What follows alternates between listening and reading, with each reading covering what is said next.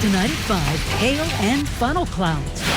We are tracking a powerful, fast-moving storm as it moves across the Front Range. Plus, heavy rain closes I-70 again, leaving many people looking for a hotel stay or an alternate route. Or if it's just going to extend the vacation a couple days. And heated debate over masks in schools. I will say this loud and clear, I will never put a mask on her. Why one county is bucking the health department and letting kids go mask-free.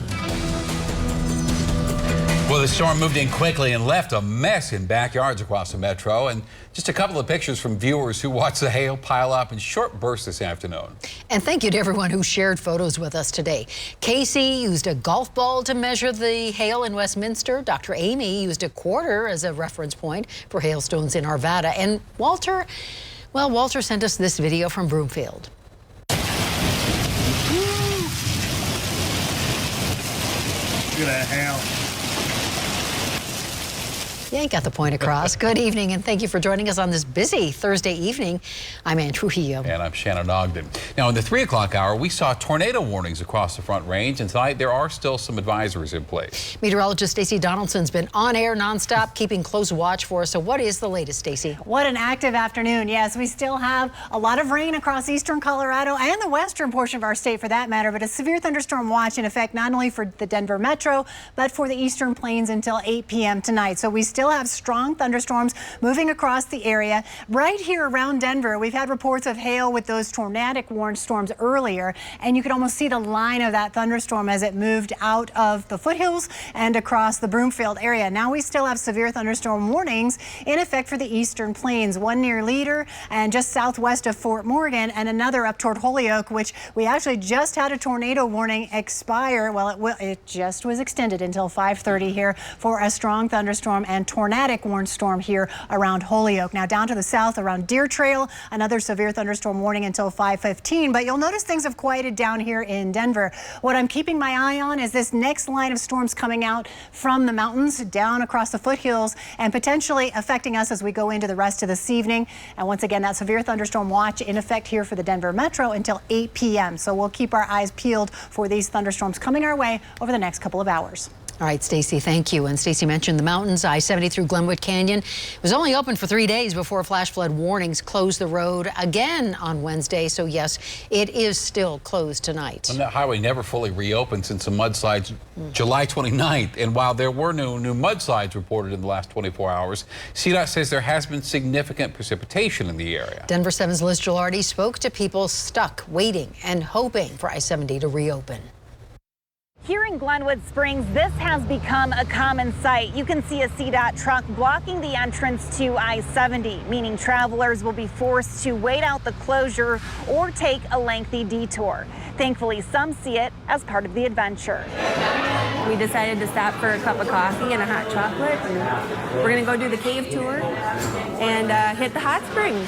With rain falling outside and I-70 closed, Betsy Herding and her daughter Sophia planned out their day. We're from Southwest Minnesota. They're nearing the end of their family vacation and anxious to get home. But being from Minnesota, they're not exactly used to having the threat of mudslides shut down a major interstate. So it's very different, but we're just going to go with it. You know, we can't control Mother Nature. So. Mother Nature is also proving difficult to predict. CDOT shut down I-70 through Glenwood Canyon Wednesday afternoon, and it remains closed after rapid shifts in the weather forecast. Betsy and her family are debating alternate routes. We're just watching the weather and trying to decide maybe on alternate routes out of town, or if it's just going to extend the vacation a couple days. Glenwood Canyon closures are becoming routine for residents in the area. Now, every time you turn around, it's either open or closed, open or closed. Stan Richeski is a bed and breakfast owner turned navigator. When I push a button here, and I'm like a recording. This is how you get here. When I-70 shuts down, he tells guests how to get to his place, Mitchell Creek Bed and Breakfast. And Stan says a scenic drive only adds to their vacation. You take 24 to 82 over Independence Pass, which is what I call a two-sock ride. It's so spectacular, one pair of socks gets knocked off. But some people don't want to make the trip. From the history of this summer, like I said, some people cancel out, not very many, just a few. and others, they take it in stride. And for the most part, that's what people here are doing. We're at the mercy of Mother Nature, and that's especially true in the mountains. Liz Gilardi, Denver 7. 4 out of 5 suspects in a Tuesday night crime spree have been arrested, according to Denver police. The 4 men are accused of burglary, robbery, and also the murder of 18-year-old Shmuel Silverberg outside a religious school. Police say they do not believe this is a hate crime. It appears right now that all these victims were targeted at random. Colorado U.S. Senator John Hickenlooper has tested positive for COVID. He made the announcement today. He is vaccinated, and this is a breakthrough case, and he is the 3rd U.S. Senator today to reveal a positive test for a breakthrough case of COVID. And the COVID threat is leading to more restrictions in schools. Tri-County Health, which covers Adams, Arapahoe, and Douglas County, says masks are required in school kids age 2 to 11. However, Douglas County said today it won't enforce the rule, yet the school district already said it would enforce masks. Here's Denver 7's Megan Lopez. I know you guys will do the right thing. In a packed Douglas County hearing room, emotions ran high. They always do when kids are involved. Commissioners here were debating whether to opt the county out of a tri-county public health order requiring masks in schools. Commissioners here were debating whether to opt the county out of a tri-county public health order requiring masks in schools. Parents cried, they cheered, and they pled with their commissioners to listen. Most here want masks to be a choice, not a mandate. It's not you shouldn't mask, you should mask. It's every parent should have that individual choice. At the end of the day, I respect choice, and I understand that there are people that view this issue as opposite as me. Within that crowd, though, a few voices in support of mandatory masks. This is just more of a rally than it is an open mic forum for both sides. I'm just fearful that if we have low participation of mask rates, then school's going to be out of session. Ultimately, Douglas County decided to opt out. Aye, and that motion carries. Thank you. No other business. Tri-County Health says this order was all about keeping kids in the classroom. We're trying to prevent outbreaks, and we understand that the opt-out dilutes that a bit. And Deputy Director Jennifer Ludwig says there's still a workaround. We still encourage any school district or school or child care facility to adopt this public health order as their own policy. So it's the districts that will get the ultimate say.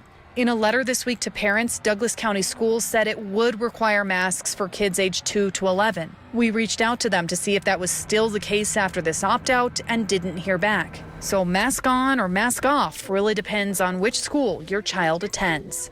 Megan Lopez, Denver 7.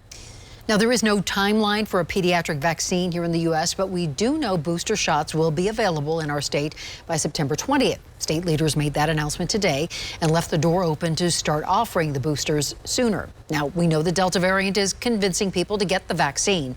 The vaccination rate has actually gone up 20% since hitting an all-time low in July. And while hospitalizations have been slowly rising this summer, unvaccinated people are being hospitalized at a rate 7 times higher than those who are vaccinated.